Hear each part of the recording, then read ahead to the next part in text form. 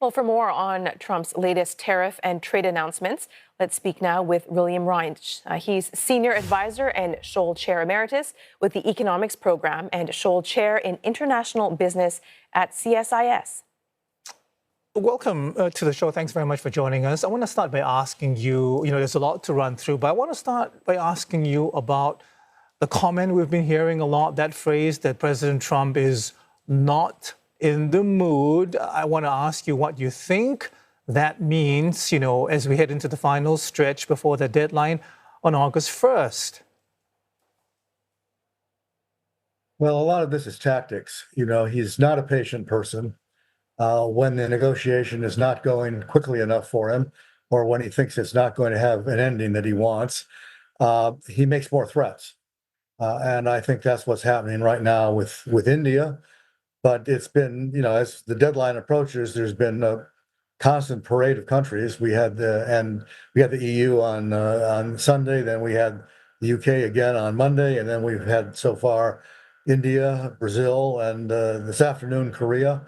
So just one after the other. And I think in the case of India, what we're seeing are classic Trump tactics. If you don't like where it's going, you turn up the pressure and hope they fold. We've seen the deadline pushed back before. President Trump delayed it from April to July to August. How likely is it that he will extend the timeline again? Do you think he will stand firm now?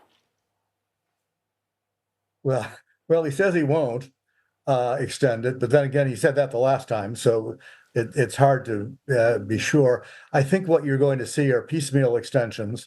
The Chinese deadline is already August 12th. They're in a different category. Today, his announcement about Brazil was that those tariffs will go into effect in 7 days.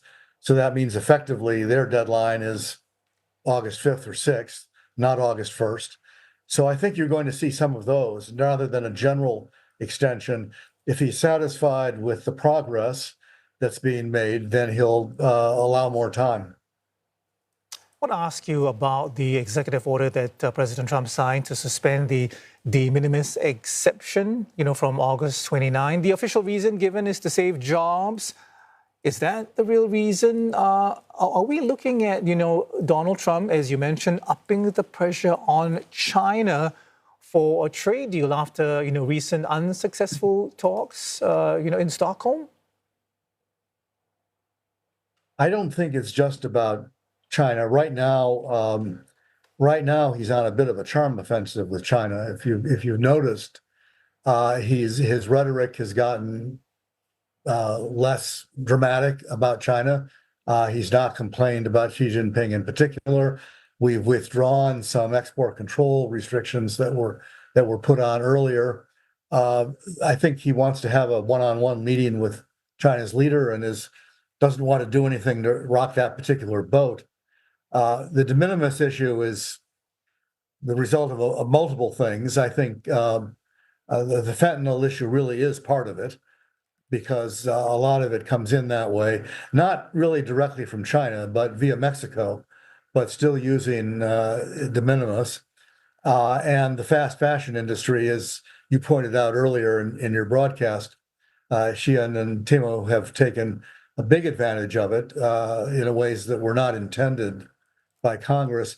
So I think he wants to shut all that off. It's going to impose enormous burdens on the Customs Service. We bring in, more than a million packages a day that previously had been subject to de minimis. If all of those have to be reviewed now, it's going to slow things down considerably. I just want to go back to China for a moment, sir. White House officials have said China's talks are progressing at a separate timeline.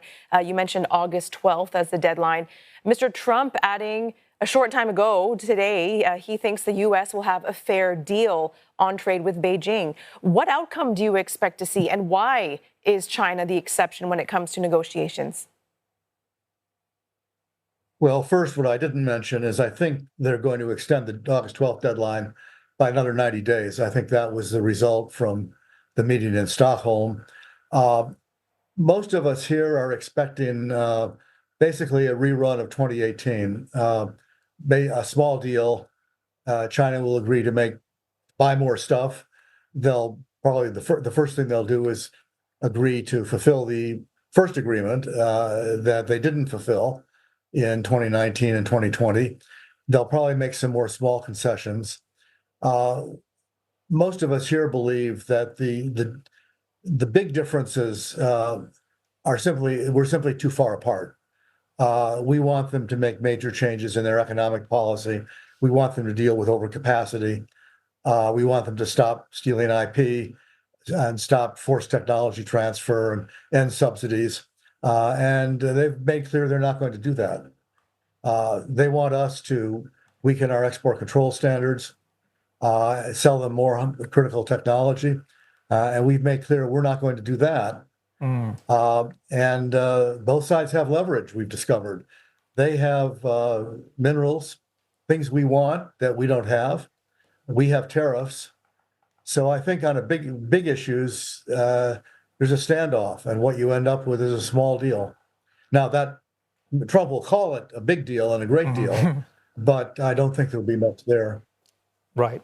I want to ask you about another element that's appeared. It's not new, but that's the use of the political tariff, for want of a better name. We've seen it now being used, raised, if you like, against India, raised, against Brazil as well.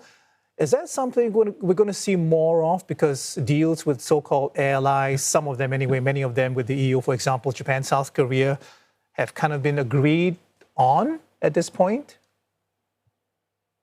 That's a really good question. I hope not. I mean, it's the thing that worries me the most. Trying to basically it weaponizes trade and uses it as a weapon to achieve political objectives. Trump is not the first person to do that. The Chinese have been doing it for years. Ask the Australians, ask the Lithuanians, ask the Norwegians, ask the Koreans. So it's not a new thing, but it's a very worrisome thing because it's very hard to negotiate that. What he's telling the Indians is you need to change your foreign policy. And that's a big ask. That's different from saying you need to lower your tariffs. He's asking the Brazilian president, tell your Supreme Court to produce a verdict that I like and not do what they think might be best. That's really intervening in the sovereignty of their country. It's very hard to have a negotiation about that. So I'm very worried this is going to become a common tactic. And I don't know how we're going to deal with it. I don't know how other countries are going to deal with it. All right. Thank you very much for your insights today. We appreciate your time today.